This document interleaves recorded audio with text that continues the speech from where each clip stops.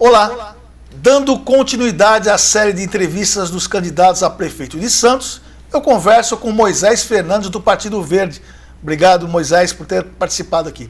Eu que agradeço, Raton, o teu convite de estar participando, estar podendo falar sobre a cidade que eu amo, que é a cidade de Santos, falar um pouco sobre as nossas propostas, aquilo que a gente entende ser o melhor, né, para o município, para a cidade de Santos. Perfeito.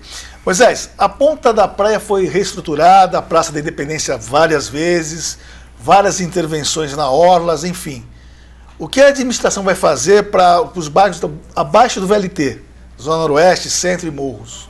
Então, Raton, eu acho que esse é um ponto importante, né, que você está tocando. Por quê? Porque hoje a gente tem um crescimento da cidade. Quando a gente olha para o crescimento da cidade de Santos, a gente tem um crescimento completamente desigual. Né? Você tem um crescimento aqui, porque a gente pode chamar de Zona Leste, ali, Ponta da Praia, né? Até ali o Canal 1, você tem um tipo de crescimento, um tipo de cuidado. Né? Você tem o recapeamento, por exemplo, da ciclovia da Orla da Praia constante, e de repente esse mesmo cuidado você não tem com a ciclovia da Afonso Pena, por exemplo, ou de repente as ciclovias dos canais. Então eu acho que quando a gente pensa numa cidade, eu acho que a gente precisa proporcionar um crescimento por igual. Se você leva aí então para a questão, como você falou, Paquetá, Centro, Zona Noroeste, aí eu acredito que os investimentos precisam ser melhores feitos. A gente teve agora recentemente num debate, e foi falado em alguns números, né, que nós estamos investindo na Zona Noroeste. Então eu gostaria de entender para onde verdadeiramente está indo esse investimento, né? Aonde, assim, é para a construção de estruturas, porque eu acho que Santos é uma cidade pronta. Santos não precisa de novas construções. Santos não precisa de novos hospitais, Santos não precisa de novos ginásios. Assim, Santos precisa fazer um bom recurso, uma boa gestão desses recursos para que a gente possa proporcionar para a população, né, um retorno com essa estrutura que a gente já tem. Então eu acho que ao invés da gente construir coisas novas, a gente precisa fazer uma boa gestão. Um exemplo disso, ainda que não tenha sido da forma mais adequada, é a questão da saúde pública. Por exemplo, agora com relação à pandemia, você viu que houve uma gestão de recursos, se colocou mais recursos na saúde, se teve uma melhor gestão desses recursos, ou pelo menos se tentou fazer uma gestão desses recursos a mais, e a saúde deu um show. Ou seja, se a gente não tivesse a estrutura pública, os servidores públicos fazendo esse trabalho em relação à questão da saúde, provavelmente o número de mortos hoje na cidade de Santos seria muito maior. Então o problema não é assim, não é você criar novas estruturas, mas fazer uma boa gestão desses recursos. Então acho que quando você pensa nos recursos de Santos, que a gente tem um orçamento importante, então acho que a gente precisa melhorar a forma como isso é distribuído. E acho que não dá para ser igual. Não dá para hoje a gente dividir de forma igual e tratar de maneira igual situações que são completamente desiguais. Então acho que a gente tem que atuar com desigualdade nessa recolocação desses recursos nos locais onde a gente enxerga que existe uma desigualdade. Não dá para colocar, por exemplo, vou dar um exemplo, 200 mil na Ponta da Praia e 200 mil na Zona Noroeste. Nós precisamos colocar talvez hoje 400 mil na Zona Noroeste e 50 mil na Ponta da Praia. Por quê? Porque eu acho que lá existe uma carência hoje maior do que o que a gente enxerga na Ponta da Praia. Você falou agora, acabou tocando na saúde, vai manter as OS, como é que você vê o sistema de saúde de Santos? Então, eu falei sobre isso, inclusive, para os sindicatos, né? A gente foi convidado para estar lá no Sindeste, no Sindiserve, e uma coisa que eu deixo claro, Raton, porque eu também não estou aqui para ficar contando história. Né? Porque em eleição todo mundo conta história, né? Dá para contar história, dá para falar a história que você quiser, você cria todo, você adora, né? Você deixa aquilo bonito, né? E tal. Só que assim, eu acho que a gente tem que ter responsabilidade. Eu acho que responsabilidade é o primeiro ponto. Então existe um contrato, né? Aí tem gente dizendo que vai acabar, que vai, assim, eu acho que esse não é o caminho. O primeiro caminho é assim, existem mecanismos para você fazer isso. Então assim, porque assim, quando você contrata uma OS, e é importante que as pessoas entendam, por que você contrata uma OS? Você contrata uma OS porque supostamente essa OS vai prestar um serviço melhor do que o serviço público. Então assim, aí você tem um sentido para você fazer isso, né? Então assim, é como se você, dentro de uma empresa, você precisasse de um profissional que você olha e você não enxerga aquele profissional. Então você vai lá fora para contratar aquele profissional. Sim. Só que as OS hoje, na minha visão, não prestam um melhor serviço do que era o serviço público. Então assim, então você vai buscar mecanismos para tentar fazer com que essas OS de repente saiam do município, porque eu não enxergo a OS como a solução da saúde pública. Eu acho que a solução da saúde pública é justamente aquilo que eu acabei de falar, é você colocar recursos né, na estrutura pública, valorizar o servidor, inserir eles dentro de um projeto para que eles deem um retorno como eles deram. Assim, você via que as pessoas hoje estavam buscando, hoje que eu digo assim, com relação à questão da pandemia, elas buscavam serviço público. E as pessoas que fizeram acesso ao serviço privado, muitas passaram por dificuldades e tiveram que ser transferidas para buscar tecnologia pública. Nunca o SUS foi tão importante. Exatamente. Então, porque hoje existe uma sanha, todo mundo bate em servidor público, é fácil bater no servidor público, só que as pessoas precisam entender que você vai precisar que aquele serviço seja prestado, seja pelo servidor público ou seja por uma outra pessoa. Então, por que não ser prestado por alguém que é competente, que passou em concurso e que entende verdadeiramente da área? Então, assim, o melhor caminho, na minha visão, é esse. E se a gente tiver que sair desse sistema, por exemplo, assim, se a gente tiver que implementar isso de alguma forma, eu enxergo um outro caminho completamente diferente, que aí eu acho que a gente poderia pensar, que é a questão das parcerias público-privadas. Por exemplo, a gente tem o Hospital do Subúrbio em Salvador, que é um hospital público, referência nacional e funciona através de PPP. Então, assim, aí talvez, se for necessário a construção de uma nova estrutura, eu enxergo que de repente ela possa ser feita através de parcerias público-privadas. Perfeito. Moisés, educação em Santos, né? Como veio a pandemia, a gente percebeu que tinha muito aluno até sem computador, né? Foi uma dificuldade muito grande. A questão também na cesta básica para amparar as pessoas que precisam. Como é que a educação, você vai tratar a educação caso seja eleito? Então, já em relação à educação, já é uma questão já diferente da questão da saúde. Eu enxergo que a gente tem carências importantes em relação à estrutura que a gente tem da educação. Hoje a gente, por exemplo, não tem escolas preparadas para a gente fazer a questão do contraturno, quando você pensa no esporte. Então, acho que a gente precisa melhorar a estrutura das escolas, a gente precisa oferecer mais tecnologia para os alunos, a gente precisa dar condição para que o professor possa ir mais longe, o servidor possa verdadeiramente chegar mais longe com esse aluno. E é isso, você precisa de tecnologia, você precisa de estruturas. Não quero falar, e tem muita gente me criticando porque eu não estou batendo, eu não estou... Assim, porque eu acho que isso não funciona. Assim, eu não quero ficar batendo. Assim, as pessoas já sabem quais são as falhas. As pessoas já viram lá o pombo fazendo cocô na comida. As pessoas já viram os buracos, as pessoas já viram isso. O que nós temos que fazer? Isso vai adiantar alguma coisa? Absolutamente nada. Ficar apontando para isso vai funcionar? Não, a gente precisa mudar essa estrutura. E aí eu enxergo um modelo importante e posso falar isso com tranquilidade, porque não sou amigo, não sou do mesmo partido, não tenho sequer uma proximidade com o prefeito Mourão. E lá nós temos escolas completamente diferentes quando você pensa na questão da estrutura do que as escolas que nós temos em Santos. Então eu acho que é um bom local para você visitar, para você conhecer, para entender como essa estrutura funciona e de repente tentar implantar isso no município de Santos. Porque se a gente tiver escolas melhores estruturadas, a gente vai ter condição de oferecer um ensino de mais qualidade para as crianças e aí o principal, porque eu acho que a gente precisa... Isso é urgente. Assim, eu fui atleta a minha vida toda. Então nós precisamos ter escolas preparadas para que a gente possa voltar a trabalhar a questão do contraturno. Então para essa criança, para esse adolescente não ficar aí pela rua. Ou seja, se a escola puder oferecer um esporte via contraturno, dentro da estrutura escolar, eu acho que isso é fundamental para a questão da educação. Em relação à cesta básica, né, que foi uma outra questão que você falou, eu acho que é fundamental que a gente mantenha isso, que a gente prorrogue isso por mais tempo possível, porque as pessoas estão passando por dificuldades. E aí, se você me permitir só uma colocação rápida, eu mesmo pensei em não disputar a eleição. Eu trabalho como profissional liberal, eu atendo empresas, eu passei por grandes dificuldades nesse momento de pandemia. Então, eu passei por essas dificuldades e entendo que esse tipo de dificuldade provavelmente é a dificuldade que 98%, 99% da população está passando. São poucas as pessoas que de alguma forma não foram tocados por isso. E aí quando você pensa na população mais carente, ou seja, não existe outra forma. As pessoas criticam muito essa questão de você repassar recursos, mas isso é importantíssimo, porque sem isso muitas vezes essas pessoas vão passar verdadeiramente fome. Então, assim, a gente não pode permitir isso, a gente precisa alcançar essas pessoas, tocar essas pessoas de alguma forma, e isso é papel do gestor público. Perfeito. A questão da obra da nova entrada da cidade, que tinha por dois objetivos, melhorar o trânsito e acabar com as enchentes.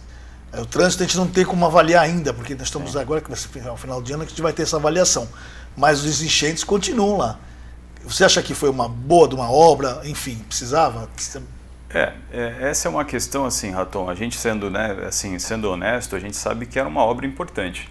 Era uma obra que precisava ser feita, é algo que É algo que muitos governos tentaram fazer e, assim, pensando na obra em si, a gente precisa parabenizar, né? Ou seja, quem esteve à frente do processo e conseguiu fazer com que ela saísse do papel. Aí o que a gente pode talvez colocar é que será que foi o melhor momento para de repente estar fazendo essa obra?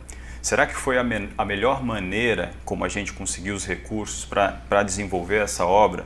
Será que a gente não podia ter buscado outros recursos sem se endividar?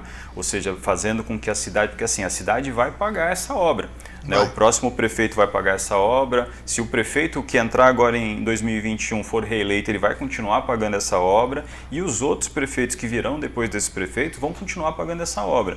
E aí a gente sabe, em relação a essa questão das enchentes, que para essa obra estar completa, para que ela realmente lograsse êxito, não só na questão do trânsito, mas também nas enchentes, você precisa da contrapartida da obra do Estado, que não foi feita, da contrapartida da obra do governo federal, que também não foi executado. Então, por isso que eu pergunto, será que foi o melhor momento para se fazer isso? Será que a gente não podia ter feito um ajustamento melhor com o governo estadual, com o governo federal, para que a gente fizesse isso de uma vez só? Porque de repente agora, eu não sei exatamente, mas pode ser que a gente corra o risco de ter que quebrar aquilo novamente para refazer a parte do Estado, para refazer a parte do governo federal. Então, ou seja, eu penso que a gente precisa criar uma forma melhor de planejamento para as obras públicas. Eu acho que a gente não pode dar início numa obra sem que a gente tenha a conclusão ou os recursos já de alguma forma garantidos para que a obra. Mas aí eu quero deixar claro, eu acho que é uma obra importante, que é uma obra que o santista precisava, só que talvez não foi no melhor momento. Não foi na minha visão, talvez não tenha sido o momento mais adequado para você fazer isso. Eu vou aproveitar, olha, caiu certinho essa próxima pergunta que eu vou te fazer, falar de obras, momento, necessário ou não, Parque do Emissário, foi demolido, as obras paralisadas pela Justiça. E com certeza, você citou, vai sobrar para o próximo gestor essa questão. Está parado lá, tapumes e tudo mais. Como é que vai ser, a pessoa vai ter que lidar com essa questão? Em pleno hora da praia, temporada, aquela tapume. Então, isso de novo, para mim, é falta de planejamento, né? Assim, é falta de uma gestão melhor dos recursos. A gente já enxergou isso em outros momentos, né, Raton? Você é jornalista. Incinerador lá, contou com uma coisa que podia acontecer, acabou não acontecendo. Exatamente, mas por quê? Porque existe uma corrida hoje, existe eu acho que até uma aceleração artificial em relação a essa questão do incinerador. Né? Primeiro, se está se falando numa unidade, né, a tal da URI, né? Isso. Mas, na verdade, quando você enxerga essa unidade, na verdade não é uma incineração, né? É um incinerador, vai ter um filtro lá que realmente vai reter parte dessas toneladas que iriam para o ar, mas ainda assim a gente vai depositar muitas e muitas toneladas de todo tipo de gases tóxicos no ambiente. E esses gases que vão ser colocados na atmosfera, eles vão ser depositados depois nos rios, nos mangues, na praia, por todos os lugares. Provavelmente com aquela chuva preta, que aí você depois, quando chove, você enxerga aquela chuva que fica aquele pretinho em cima do carro, sim. Por conta da poluição. E além disso, ainda vai criar um problema que é um problema muito maior, porque hoje existe uma campanha, na minha visão, uma campanha de desinformação. Sim. Em relação a essa questão. Porque hoje está se dizendo assim, mas a construção não vai ser paga pelo público. De verdade, não vai ser paga pelo público. Quem vai pagar é a iniciativa privada. Mas quando você queima latas, por exemplo, de todo tipo, quando você queima plástico, quando você queima o lixo de uma forma como ele vai ser queimado, você vai produzir toneladas de um resíduo extremamente tóxico. Vou dar um exemplo para que a gente possa entender. Hoje, se a gente pegar hoje 1 tonelada de lixo na cidade, a gente pode pegar esse lixo, colocar em cima de caminhões e ainda depositar no Sítio das Neves. Isso ainda pode ser feito. Ainda existe espaço lá para você condicionar esse lixo. Se você pegar essa mesma tonelada desse resquício, desse resíduo tóxico que vai ser produzido através da queima do lixo, você pode pegar esse resíduo e colocar no Sítio das Neves? Não. Por quê? Porque ele é extremamente tóxico. Então esse resíduo vai precisar ser colocado em cima de caminhões e vai precisar ser levado para um local que provavelmente fica lá próximo de Campos do Jordão. tem 2 locais, tem um local que fica lá próximo de Campos do Jordão e tem outro local no interior de São Paulo. Então a gente não vai pagar pela construção da usina, realmente não vai, mas a gente vai pagar pelo transbordo desse material que vai ter que ser feito constantemente. E agora não sabe se vai pagar pela reconstrução do emissário. Exatamente. Então assim, são coisas que são feitas de forma acelerada para se tentar buscar a solução de um problema e na verdade se criar outro, porque assim, a usina não é o melhor caminho. Ah, mas então qual é o melhor caminho, Moisés? São os biodigestores. É uma tecnologia limpa, é uma tecnologia que pode ser utilizada a qualquer momento, é uma tecnologia que vai produzir toda uma indústria por conta da reciclagem, porque para você atender às especificações nacionais do meio ambiente, você vai precisar necessariamente reciclar, vai precisar ter um padrão de reciclagem na cidade. Só que isso é bom, isso gera emprego, isso gera riqueza, isso gera uma série de indústrias no entorno disso, e isso, o melhor disso, isso não vai prejudicar a população, porque a população vai ser prejudicada, Raton.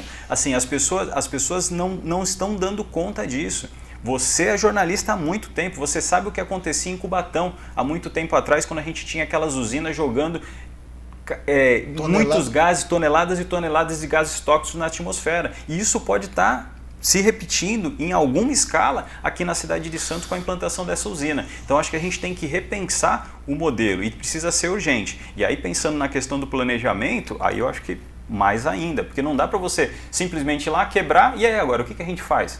Né? Como que se faz? Aí a gente chega para o verão e de repente as pessoas não podem acessar. Outro dia eu passando ali vindo de São Vicente, eu olhei para aquilo e falei assim, mas é surreal, a gente não pode entrar no emissário. Tem até um problema com o Picuruta agora recentemente. Exatamente. Bom, transporte público.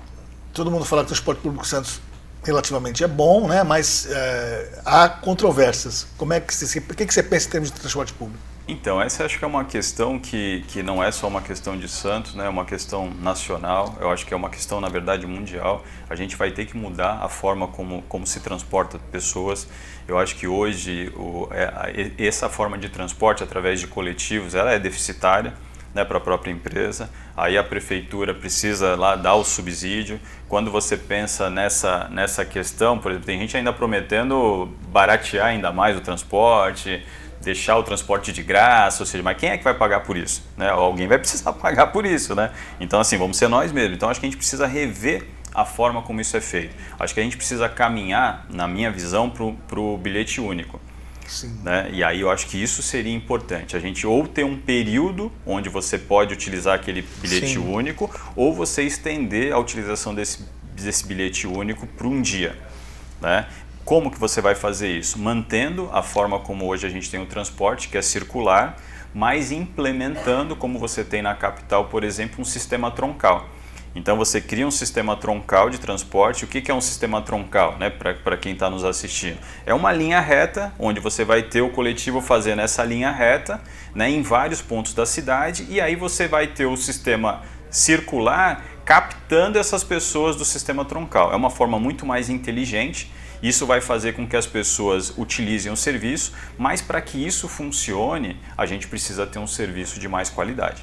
E aí você precisa ter os ônibus melhor adaptados, porque muitas vezes as pessoas acabam ficando muito tempo esperando, por exemplo, quem precisa de uma necessidade especial. Nos fins de semana as pessoas reclamam que o número de ônibus é menor, né? E você às vezes não tem um ônibus lá de repente com Wi-Fi, com ar-condicionado, não são todos. Então a gente vai precisar melhorar a estrutura como um todo. Né? Quem utilizou o serviço de transporte, quem já utilizou esse serviço de transporte, sabe das carências, sabe do que eu estou falando. Existem carências.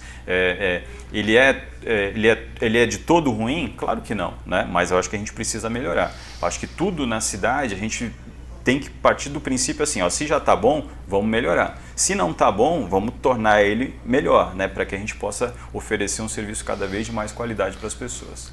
Moisés, eu vou pedir para você ser um pouco mais sucinto, Sim. porque nós estamos no final do programa, mas quais os planos da área social, né? Moradores de rua, famílias carentes, né, de comunidades, qual vai ser o trabalho que você vai fazer nessa área? Então, isso é uma coisa que eu venho falando, né, e às vezes as pessoas enxergam um pouco, às vezes até a forma como eu falo, de repente as pessoas falam, pô, mas parece desumano, que é o que eu vou falar. Mas eu acho que não existe nada mais desumano do que você fazer com que essas pessoas fiquem na rua. Permitir com que essas pessoas continuem na rua. Então, assim, porque hoje existe uma situação que diz assim, você não pode fazer nada, você não pode pegar essas pessoas, você não pode levar ela para os abrigos, assim, porque ela tem o direito de estar ali. Sim. Mas muitas vezes, será que essas pessoas que ali estão, né, e algumas são usuárias de drogas, outras de álcool, será que elas têm condição de decidir o que é bom ou o que não é bom para elas? Será que a gente não deve atuar de uma outra forma em relação a isso? Então, quando eu penso nessa questão da assistência social, eu penso em envolver não só a assistência social, você precisa envolver a Secretaria de Saúde, você precisa envolver a Secretaria de Segurança Pública e precisa necessariamente envolver a Secretaria de Empreendedorismo. Né? Por que envolver essas secretarias? Quando você envolve a Secretaria de Saúde, por conta dessa questão, algumas das pessoas que ali estão, elas utilizam drogas, elas estão alcoolizadas, então você precisa de alguma forma recuperar a saúde dessas pessoas, para que elas possam verdadeiramente decidir aquilo que é bom ou não é bom para elas. Como que elas vão fazer isso? Através de um trabalho feito pela assistência social. Você precisa separar essas pessoas, e eu acho que isso é importante, até para as pessoas que estão ali realmente pela condição social. Então você precisa envolver a Secretaria de Segurança, por quê? Porque tem pessoas ali, naquela condição, que na verdade estão se escondendo da justiça. Ou seja, estão ali de alguma forma abrigadas, buscando abrigo naquela condição. E a assistência social tem um código de ética, ela mesmo que ela conheça quem são essas pessoas, ela não pode denunciar. Então, acho que esse papel não cabe à assistência social nem à saúde, cabe à Secretaria de Segurança Pública. Então, você precisa envolver a guarda nessa questão. Resolvendo esse tripé importante, você precisa dar uma solução. Recuperar dessa pessoa, você precisa gerar trabalho para ela. Como que eu entendo que a gente pode fazer isso? Hoje a gente tem a zeladoria que é desenvolvida na cidade. Por que não contratar essas pessoas recuperadas para atuar nessa questão? Da pintura de guia, do corte de... Ou seja, primeiro assim, dar condição deles fazerem isso, treinar eles para que eles estejam aptos para desenvolver essa função. E a partir do momento que eles estiverem aptos, você empregar essas pessoas. Além do trabalho que já é feito na Vila Criativa, da questão do cabelo, que você ensina para as mulheres, e da questão da panificação para os homens. Então, acho que você precisa ampliar esse serviço, por quê? Porque só assim a gente verdadeiramente vai recuperar essas pessoas. Você tem algum projeto, alguma coisa em mente da área habitacional? Então, essa área habitacional, você sabe que o cobertor é curto, não tem dinheiro para tudo. Eu tenho conversado muito com o Orlando Augusto, né, das parcerias público-privadas. Eu entendo que a melhor solução hoje para o déficit que a gente tem habitacional, que eu acho que passa de 10 mil moradias na cidade, isso sem falar nas mais de 4 mil pessoas que moram em condições desumanas. Então, acho que a melhor forma da gente equacionar, vamos dizer assim, esses 15 mil, né, de carência que a gente tem, é a construção de moradias através das parcerias público-privadas, onde? No centro de Santos, na Paquetá, na Vila Matias. Por quê? Porque lá a gente já tem um espaço preparado para receber esses empreendimentos. Aí sim vai revitalizar o centro. Exatamente, porque essa é a grande forma para a gente criar a revitalização do centro. A gente precisa levar as pessoas de novo para o centro, como eram quando minha família é uma família de português. Quando eles vieram para cá, eles foram morar onde? Lá no centro, nos morros. Então você tinha pessoas que tinham condição de consumo e que moravam lá no centro. Então a forma da gente verdadeiramente revitalizar é atrair empresas para o centro de Santos e levar pessoas para morar naquela região. Prodesan, Coab, como é que você acha que mantém? Quais são os seus planos para essas duas autarquias? Eu acho que a Coab hoje, ela perdeu sentido. Né? Se você olhar para a Coab hoje, ela perdeu sentido porque a gente não está construindo moradia, então você tem uma estrutura que ainda gasta, né, às vezes com indicações políticas. Eu não sou totalmente contra indicações políticas, mas aí retornando à minha primeira fala, eu acho que assim, a indicação política ela só tem um sentido se você contratar alguém que entenda muito da área. E aí você olha para os quadros da prefeitura e não enxerga ninguém nos quadros da prefeitura capaz de atuar naquela área, o que eu acho muito difícil. Hoje a gente tem quadros fantásticos dentro da prefeitura que poderiam estar atuando em relação a essa situação. Agora, hoje a gente tem na Coab, por exemplo, esse problema. Em relação à Prodesan e em relação à usina do asfalto, que está ali junto, está dentro do guarda-chuva da Prodesan, eu acho que é uma questão completamente diferente. Acho que a gente tem que estruturar essa empresa, dar condição para que ela gere trabalho, riquezas. Por exemplo, a usina do asfalto poderia estar hoje asfaltando a cidade de Santos, poderia estar asfaltando São Vicente, Guarujá, Cubatão, participando de licitações no estado todo, ou seja, gerando recursos para a cidade. E hoje ela não gera esse recurso, só que a gente tem lá uma usina perfeita, nós temos profissionais capacitados. E por que a gente não dá condição disso acontecer e continuamos comprando cimento não, entre aspas, asfalto de outras empresas, tendo essa questão do catamarã? Por que a gente faz uma licitação, contrata 2 catamarãs para gerar o trabalho que é importante de limpeza dos mangues, a gente tendo 2 catamarãs dentro da Prodesan? Por que esse trabalho não é feito pelo próprio... Ah, mas está quebrado. Mas por que deixou quebrar? Por que não se manteve? Então, assim, se a gente sabe que vai precisar desse serviço. Então, acho que são algumas questões que eu acho que a gente precisa rever na minha visão. Tá. Última pergunta, antes de você dar os seus minutos finais. Quais as cobranças que você vai fazer junto ao governo do estado e federal? Tem que fazer cobrança? Tem que pedir? Tem que correr atrás? Eu acho que tem que cobrar, tem que pedir, tem que buscar parcerias, Raton. E eu tenho falado que assim, a solução não está só em 2020. Porque tem muita gente prometendo coisas que não vai conseguir cumprir. Por exemplo, quando as pessoas falam, nós vamos fazer com que o porto não fique de costas para a cidade, que a cidade não fique de costas para o porto, isso não é papel do prefeito. Não é papel só do prefeito. A gente vai precisar passar por 2022. E aí, por 2022, a gente vai precisar melhorar a quantidade de representantes que a gente tem na cidade de Santos, assim, na Baixada como um todo. Não dá para imaginar uma região como a nossa com pouquíssimos representantes. E não estou falando em qualidade, estou falando em quantidade. Nós precisamos ter uma quantidade maior, como nós já tivemos em outros momentos, de representação de deputados estaduais e deputados federais. Então, para que a gente equacione todos os problemas que a gente tem na cidade e alguns que a gente só vai conseguir resolver de forma metropolitana, a gente passa necessariamente por 2022.